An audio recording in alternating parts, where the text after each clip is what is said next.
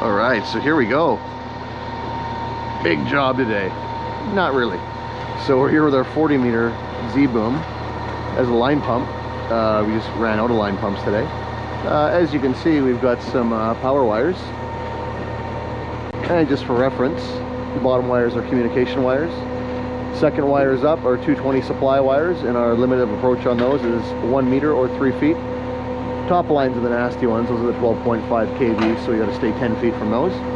I know in other parts of the world the regulation is 20 feet, but our regulations here in beautiful Vancouver, British Columbia, Canada is 10 feet for those top wires. So we are well away from that with our boom. I like to kick the outriggers out a little bit when I'm doing this, just because I have to lift the boom high enough out of the cradle there that the mixer truck can back on and get underneath of it. So always outriggers out and boom position switch neutralized or deactivated, if you will. So what we got here today, and this is almost laughable, it's so easy. 50 feet of 2-inch hose. Yeah, I know, there's gonna be a lot of critics. 2-inch hose, oh my god, you should use a 5-inch hose, blah blah blah blah blah. Anyhow, when you see the mix that shows up here, you'll understand why. We use 2-inch line all the time around here for line pumping. This is only like, I don't know, 8 yards of concrete. So we're not trying to achieve record-setting volumes here by any means. And what we got going on here underneath our safety mat, because we care about our mixer drivers, we got the ConForms line pump quick adapter again. So I did a video on this one before. You can scroll back through my my channel and you'll find that.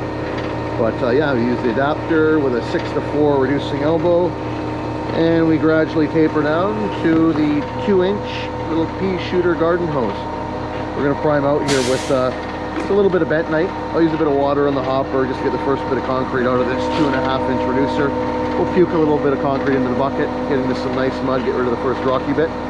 Then we'll throw the bentonite into that 2.5 to 2-inch reducer and go the rest of the way. Not much of a pour here today. It's only 2 pieces of hose. And they actually sent me we got a helper here to run the hose. So these guys generally like to use boom pumps for their work. Obviously with these wires here, a boom pump was not really an option, or not an easy one anyhow. So this is just a gravy little job.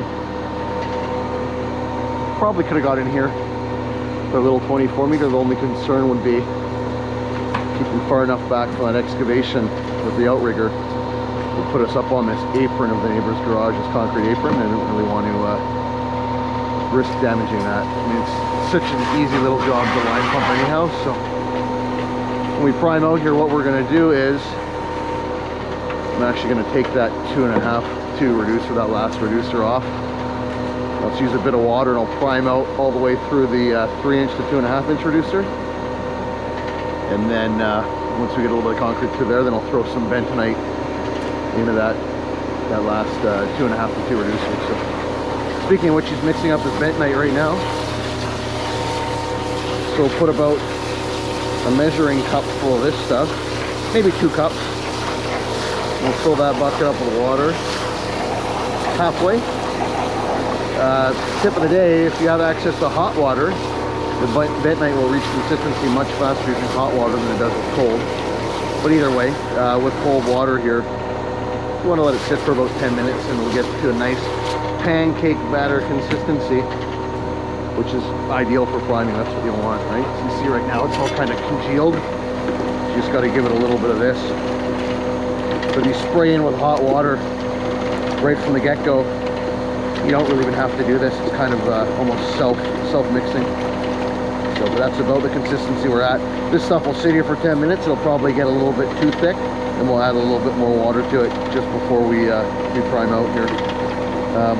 As an added note, that powdered bentonite, which I was pointing to earlier, for a sack of that,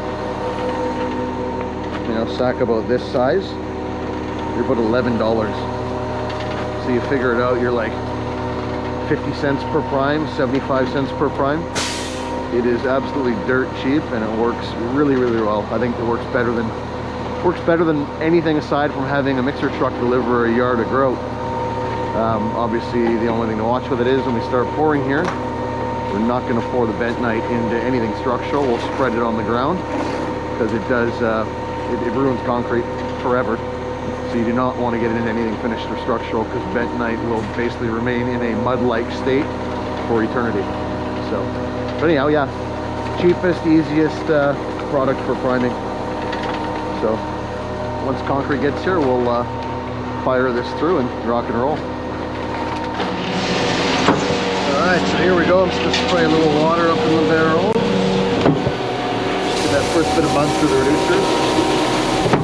A couple little squirts here. And done. We're good. Okay. Turn our vibrator on. We'll need it to get this stuff through the double screen. Volume is 0, so I can shake the first bit through.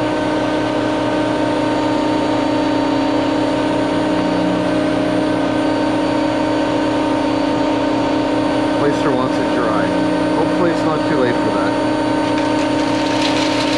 Look at that. Look at that. Oh, perfect. He's going to be happy with it.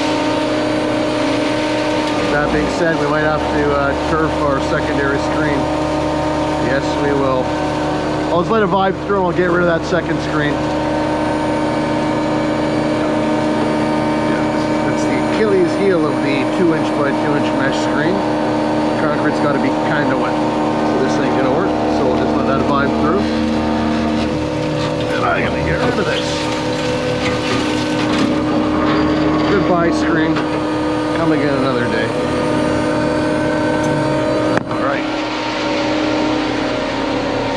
Here for now.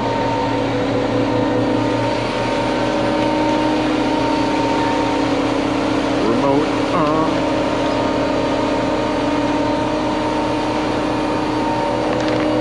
Water off.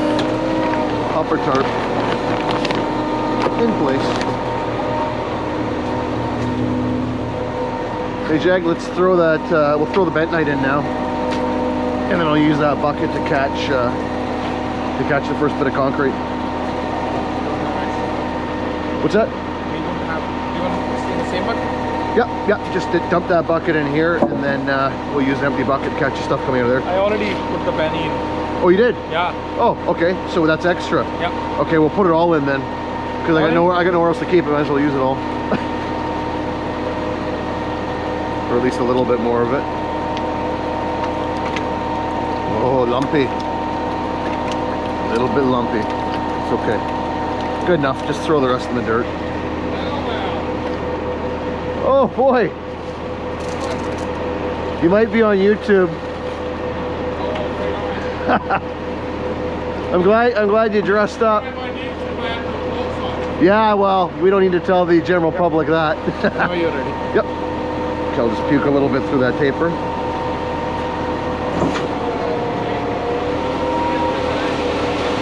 The nice thing about this adapter, using a ZX flange, the reducers hold themselves upright. You don't need to support them at all. So my prediction would be we're going to have to give that 2.5" taper a little tappy just to get this stuff out the end. Maybe not. Keep going here till we get some decent looking concrete. Done. And a little stroke in reverse. Perfect. Alright, now we'll hook this baby up. And away we go.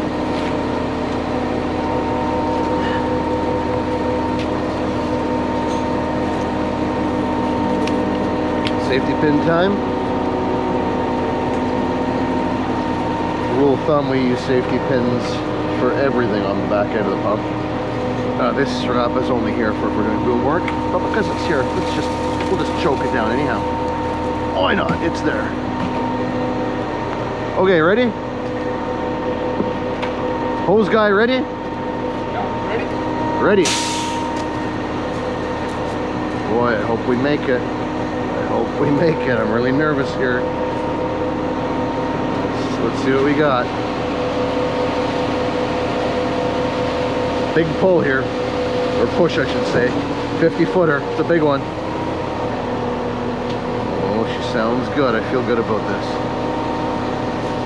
Let's go around to the end of the hose here so you can see what comes out. I can't miss this prime footage of primer coming out the end of the hose with no hammering whatsoever. Yeah, Just the way it was engineered to do so. Let's hope so. Always stand in front of it, right? Whoa, don't point that at me. Oh, there it is.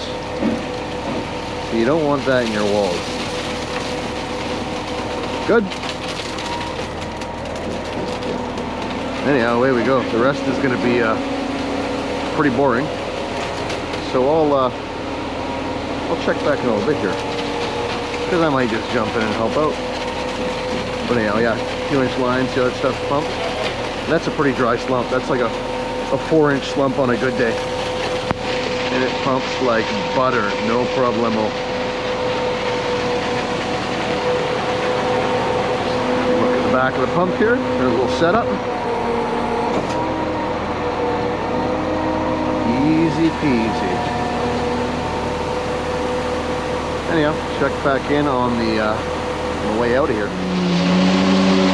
Yeah, so back to the pumpability of this mix. See how dry this stuff is? And no problem pumping through that 2-inch hose. When I take a handful of this material here, just look at this stuff. It's a blend of 14 mil rock, 10 mil rock, or I guess in American terms I should say 1/2 inch and 3/8. Lots of sand, lots of fines. We'll push this stuff through 200 feet of 2-inch line at this same slump, no problem. See how far, or see how dry it's going into the footings here. Yeah, beautiful concrete, easy stuff to pump. And that is why we use 2-inch line around here. Because unless you need big volume, why not? All right, so here we go. This is the fun part. We're gonna put this back together. I just want to film this to illustrate how much quicker it is using this piece and not having to remove and reinstall that high pressure 6-inch elbow. What I've done also is I've lifted the back outrigger feet. I don't like to have those down when I'm going to reassemble the back end, because it can quite often twist and torque the frame of the truck just enough that the swing gate and the elbow don't line up the way that we want them to. Not so much the case with a smaller 40-meter pump like this, but our big pumps like our 58-meter on the long 7-axle truck. If you open up that swing gate with the outriggers down, the frame is usually twisted enough such that it's a real bear to get it back together. So anyhow, we have lifted the outrigger feet, and now my handsome assistant here is going to show us how easy it is to put the back end together. And this is a line pump guy. He doesn't normally run the boom pump, so this is his first time doing this. We're going to show you how easy it is. Even a beginner could do it. Go ahead.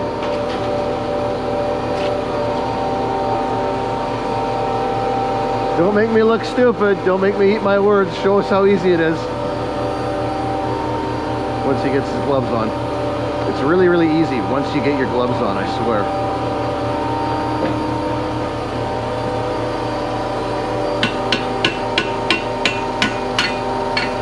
Wedge comes out. Just like that.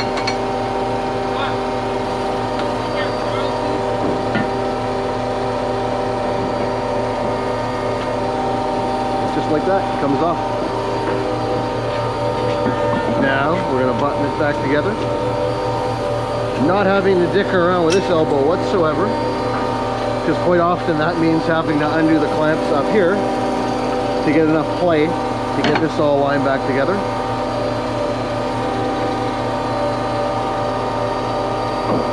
And boom, just like that.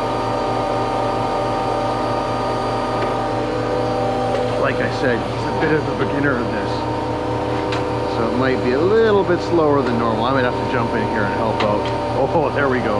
No, he's got it. You know me, Mr. Micromanager. It's tough just to sit back and watch. Anyhow, you get the idea. Goes back together, quick, easy, simple. And now, I can roll straight to my next job as a boom pump. But I'm not going to lie, I actually don't have another job today. But if I did, and it was a boom pump job, I'd be in good shape here. So anyhow, I think that's going to be about it for today. Pretty easy pour, but a good opportunity to film something. And yeah, I'll catch you on the next one. Over and out.